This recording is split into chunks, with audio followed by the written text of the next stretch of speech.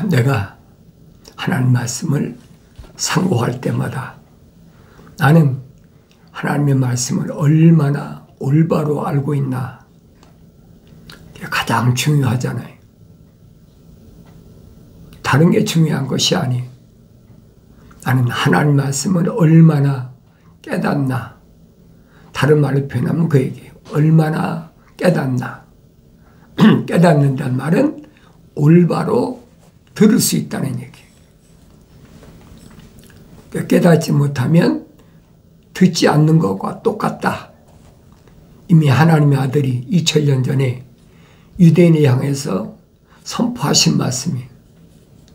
그 말씀은 바뀔 수가 없어요. 선포하면 믿는 척이 하겠죠.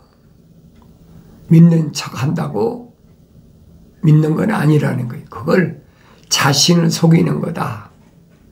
나 자신을 속이는 것은 누굴 속이는 거냐? 내 안에 들어와 계신 하나님 거룩하신 생명 호흡이 들어온 그 하나님을 속이는 거라고 성경은 증거하고 있잖아요. 그럼 하나님이 하찮은 피조물한테 속으실 것 같습니까? 어리석은 거거든요. 근데 하나님께서 어떻게 들으시냐? 그 얘기예요. 하나님은 어디 계신데 어떻게 내 안에 있는 내 마음을 하나님이 아시느냐? 사랑의 생명 호흡이, 거룩한 호흡이 들어온 사람이라면 하나님이 안 들으시겠습니까?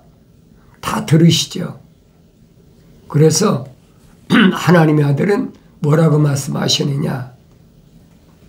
하나님의 거룩하신 사랑의 생명호흡이 들어온 사람은 어렸을 때, 세상에 태어날 때 하나님께서 하늘의 천사를 붙여놓으셨다는 거예요. 아주 어린아이 때. 어린아이란 뭐예요? 깜나라기 때죠. 그래서 그 사람의 일거수일투족을 전부 다 기록해놨다. 그 사람 입에서 나오는 말이 무슨 말을 하는지 다 기록해놨다는 거예요. 그러니까 하나님의 아들이 하신 말씀이 빈말이라도 하지 마라. 빈말, 헛된 말, 필요 없는 말, 서더버린 그 말 뭐라냐? 농담도 하지 말아라. 농담도 하지 말아라. 성령 받기 전이냐 해당되는 얘기가 아니에요. 하나님의 아들이 선택한 사도들에게 하신 말씀이에요. 사도들은 뭐예요? 그 이름이 생명책에 기록된 사람이에요.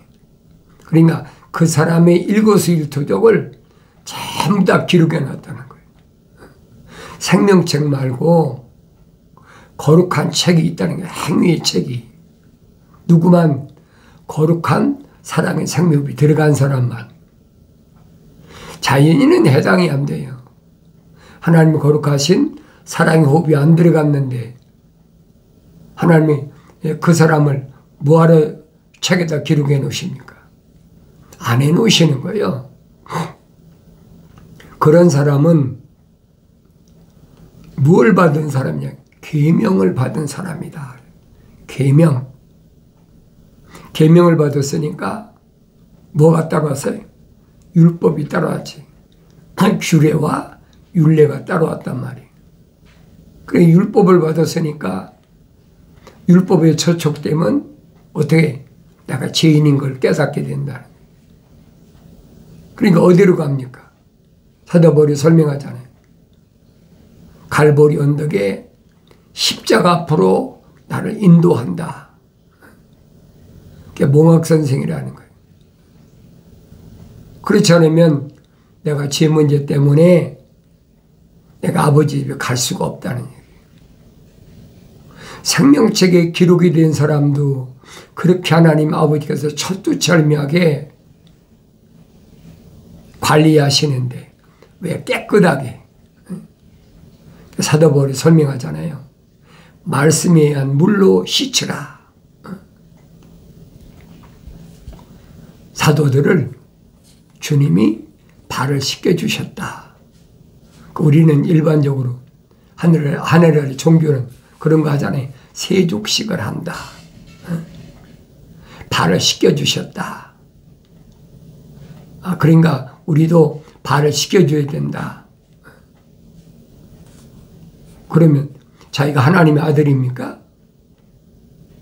사도들 발을 씻겨주도록. 그러니까 사도 베드로한테 차례가 돌아왔는데 사도 베드로가 뭐랍니까? 내 발은 씻기지 못하십니다. 선생님이 어떻게 내 발을 씻기십니까? 내가 선생님 발을 씻겨드려야 당연하지 않습니까? 세상의 윤리와 도덕적으로 맞는 얘기예요. 내가 선생님 발을 씻겨드려야 되는데 어떻게 선생님 내 발을 씻겨드립니까? 그러니까 하나님의 아들이 하신 말씀은 뭐예요? 내가 발을 씻기지 않는 사람 나하고 아무 상관이 없다. 그러니까 베드로가 큰일 났잖아요. 펄쩍 뛰면서 그러면 선생님 머리끝부터 발끝까지 깨끗이 한번 목욕시켜 주십시오. 그래 베드로가 얼마나 열정적인 사람인가 알잖아요. 기왕이면 그렇게 해서 하나님의 아들과의 관계가 원활히 이루어질 수 있다면 나를 목욕까지 시켜달라. 하나님의 아들이 뭐라고 대답하십니까? 목욕한 사람은 씻을 필요가 없다. 너희 발만 씻기면 된다. 그러니까 내 말로 이미 깨끗해졌느니라. 하나님의 아들이 입에서 나온 말씀으로 깨끗해졌느니라. 그러니까 이 말은 무슨 말인가 하니 성령 받은 사람은 농담도 하지 말아라. 함부로 얘기하지 말아라. 하나님의 아들도 뭐라고 하세요? 너희가 무슨 빈말이라도 반드시 하나님 앞에 가서 해명해야 되리라. 왜 그 말을 했는지 내가 지나가는 얘기니까 슬쩍 던지면 아무도 모르는 것 같아도 세상 사람은 상관없어요. 농담을 하든 욕을 하든 뭐 하든 상관이 없어요. 그러나 그 이름이 거룩한 생명책에 기록된 사람은 이 말입니다. 또 책망받고 돌이켜서 성령 받은 사람은 반드시 내 입에서 나온 말을 책임져야 된다는 거예요. 몰랐을 때야, 완성되지 못했을 때야 해당이 안 되잖아요. 성령 받아서 완성됐다. 창세기 1장 26절에 기록된 대로 우리의 형상과 우리의 모습을 따라 사람을 만들자. 그 완성됐다는 거예요. 하나님의 형상을 닮은 사람이 하나님 모습을 닮아서 성령 받아서 완성됐다는 거예요. 누구처럼? 사도들처럼, 사도 바울처럼. 그러면 옛날에 미완성됐을 때, 혼적인 몸을 입었을 때, 성령 받기 전에 어떤 죄를 졌더라도 그 이름이 생명책에 기록된 사람은 하나님의 아들이 십자가에 못 박혀 죽으신 그 피로 깨끗하게 다 씻어진다는 얘기. 죄는 깨끗하게 씻어지지만은 그 죄의 대가는, 책망은, 다른 말로 보응은 반드시 받아야 된다는 거예요. 그러니까 성령 받은 사람은 범사에 감사할 수밖에 없죠.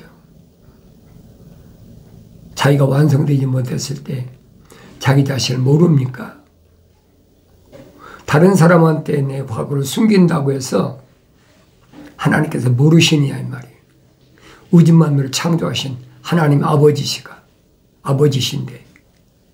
하늘은 하나님의 보좌, 땅은 하나님의 발등상. 근데 어떻게 하나님 모르시겠습니까? 숨긴다는 것 자체가 어리석은 거예요. 그래서 사도 바울은 고백과 자백하라. 솔직히 얘기하잖아요. 고백과 자백하라. 책망받으면 반드시 징계가 따른다. 사도 바울 같은 사람도 몰랐으니까 옛날 예루살렘에서 내가 얼마나 집집마다 찾아다니면서 악행을 저질렀는지 그때를 생각하면 나는 사도라고 칭함을 받기도 부끄럽다는 거예요. 왜? 그때는 만삭되지 못했으니까. 그러니까 그때는 그렇게 악행을 저질렀고 심지어는 스데반 집사를 돌로 쳐 죽이는 살인까지 했잖아요. 얼마나 엄청난 일입니까? 그때는 몰랐으니까. 그러니까 그 대가를 사도 바울이 어떻게 받았느냐. 고린도 지방에 보낸 편지에서 밝혀주고 있잖아요. 내가 40에 하나 감한매 5번 맞았다. 3번 몽둥이로 맞고 1번은 돌로 맞아서 죽은 것처럼 돼서 성문 밖에 던져졌다. 왜 그래요? 스데반 집사 돌로 때려 죽였잖아요. 그대로 받는 거예요. 성령 받았다고 죄는 용서받았지만은 보응은 반드시 온다는, 책망 받으면 반드시 책망에 대한 징계가 따르지요. 그걸 내가 올바로 알아야 된다. 성령 받아야죠. 그러니까 성령 받은 사람은 자기가 어려움 당할 때 이게 왜 왔는지 알잖아요. 그래 감사한 거예요. 범사에 감사하는 거예요. 근데 그걸 깨닫지 못하면 감사하지 못하지. 나한테 왜 그럴까? 나는 조상 대대로 그래도 예수 믿는 집안에서 태어났는데 또 뭐 우리 할아버지도 장로, 우리 아버지도 목사, 나도 목사인데 왜 그럴까? 그 혈통적이 아니란 말이에요. 이 겉사람 혈통적 아닙니까? 하나님의 생명의 호흡은 혈통적이 아니란 얘기예요. 혈통적이 아니면 뭡니까? 내면적이라는 거예요. 모세에게 밝혀줬잖아요. 불을 다스리는 천사가. 내가 내 이름을 알려부르는데 묻는데 나는 스스로 있는 자다. 나는 피조물이 아니야. 이 말은 피조물에겐 이름이 있지만은 나는 피조물이 아니야. 이 말은 무슨 말이에요? 스스로 있는 자의 말은 이름이 없다는 얘기지. 굳이 내가 내 이름을 알기를 원한다면 나는 아브라함에게도 하나님, 이삭에게도 하나님, 야곱에게도 하나님이다. 아브라함에게도 하나님과 아브라함은 1:1이라는 거예요. 아버지 데라가 무슨 하나님과 무슨 관계가 있어서 아브라함을 낳은 게 아니라는 얘기예요. 아브라함과 하나님과 1:1, 이삭과 하나님과도 1:1, 야곱과 하나님과 1:1. 그게 깨달아진다면 하나님의 아들이 누가 내 형제고 자매고 모친이냐? 자기를 낳아준 어머니 앞에서 자기하고 같이 30년 동안 나사렛에서 성장한 형제 자매들 앞에서 그렇게 말할 수가 있느냐 이 말이에요. 그건 표면적인 사람을 가리킨 게 아니거든요. 바보입니까? 젖동생이 형제 자매들이 있는데 자기 젖을 먹고 성장한 자기 어머니 앞에서 누가 내 형제고 자매고 모친이냐. 그 표면적인 사람을 가리킨 게 아니잖아요. 성령 안 받으면 깨달지 못하는 거예요. 성경 읽어도 성령 받고 읽으면 깨달아지죠. 그래서 사도 바울이 유대인을 향해서 뭐라고 얘기를 합니까? 표면적인 유대인이 유대인이 아니다. 내면적인 유대인이 참 유대인이다. 표면적인 유대인이 아니면 쉽게 말하면 이건 가짜다. 쉽게 틀이다. 템포럴이라 뭐 그렇게 표현해야 되겠죠. 근데 이런 말을 내가 성경을 읽어도 이게 무슨 말씀인가 깨달으려면 성령 받아야 된다는 거예요. 성령 받기 전에는 알 수가 없어요. 하늘의 지식으로 하나님 말씀을 깨달을 수 있다. 그건 기독교 아니에요. 하나님의 아들이 하신 말씀을 정면으로 부정하잖아요. 성령 받은 사도 바울이 말해 정면으로 부정하잖아요. 성령 충만한 다윗의 말을 정면으로 부정하는 거예요. 그게 어떻게 기독교입니까? 말도 안 되는 얘기지. 근데 우리는 하도 오랫동안 그렇게 내 귀에 세뇌되어 있어. 특히 신학교나 신학대학원에서 수학한 사람들은 그렇게 가르치면서 또 시험 보잖아요. 시험 보면 어떻게 해요? 점수가 안 나오면 졸업을 못하니까. 졸업을 못하면 목사 안수 못 받잖아요. 그러니까 억지로 외우는 거예요. 성경 읽어보면 이거 아닌데 그래도 말을 못하는 거예요.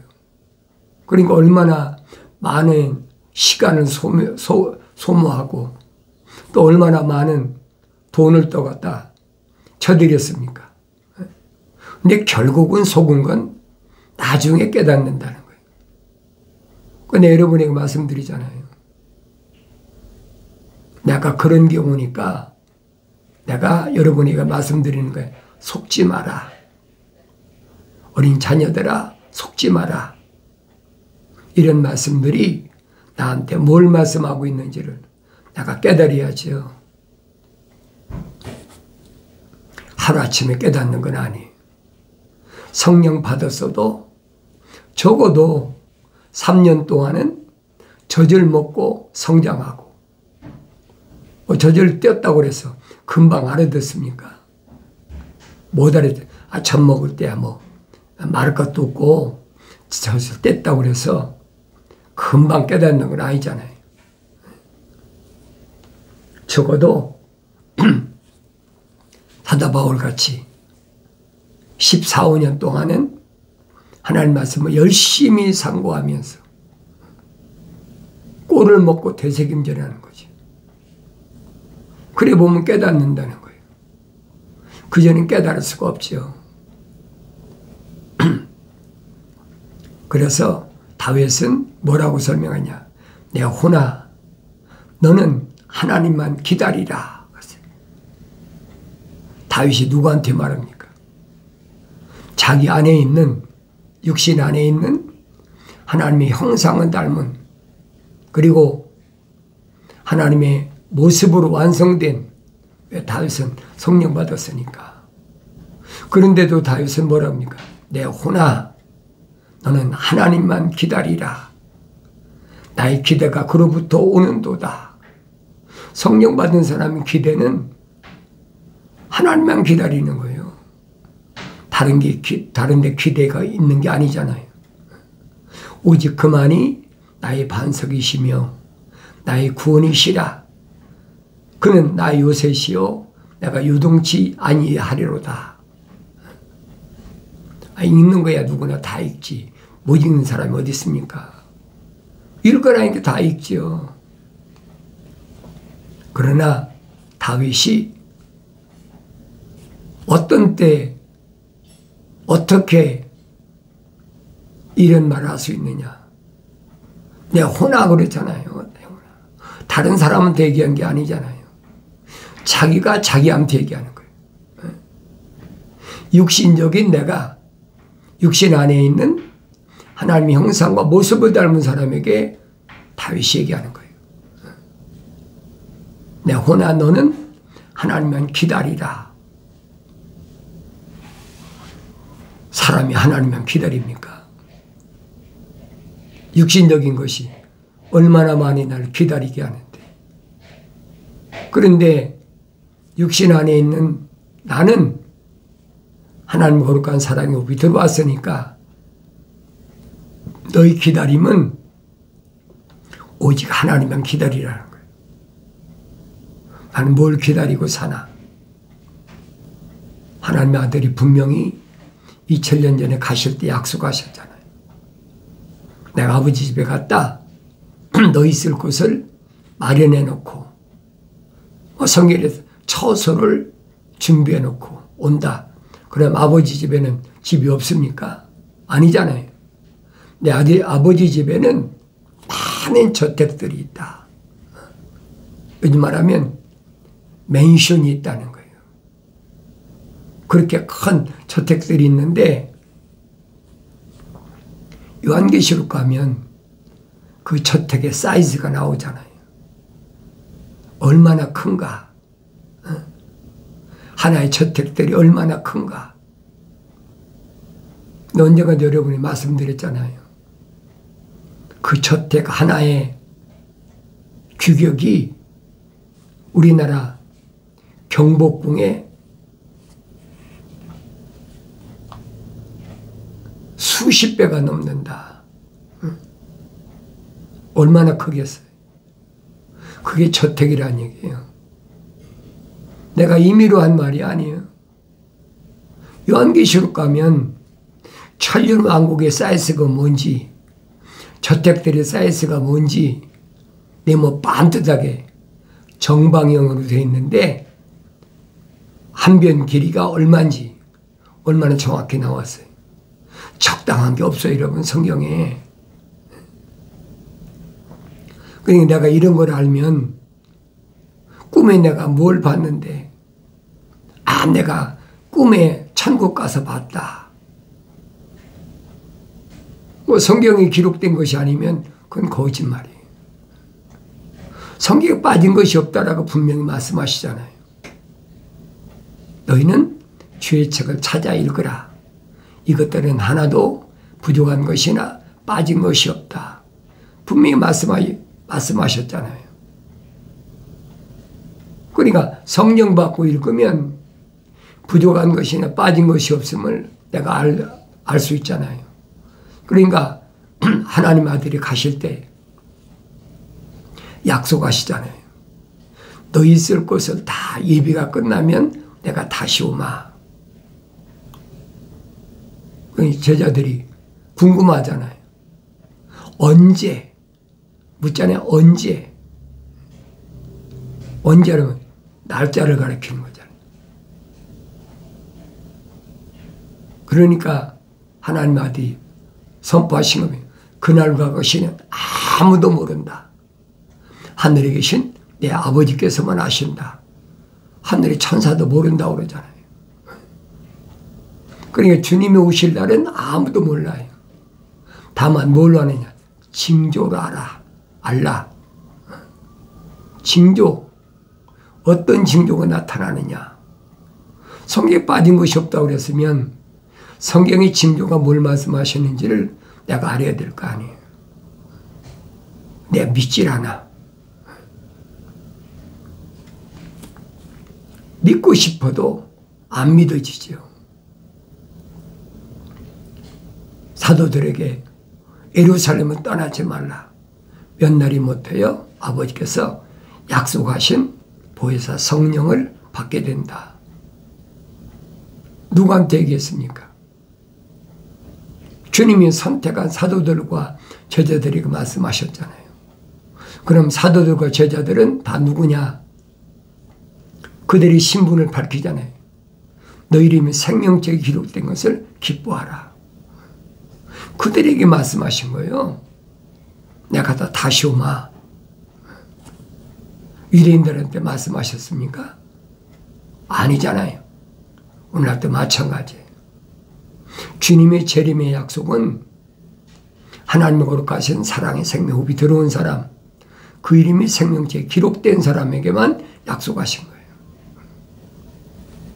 근데 오늘날은 하늘 아래 종교들이 뭐 너도 나도 뭐 재림의 징조가 이렇다.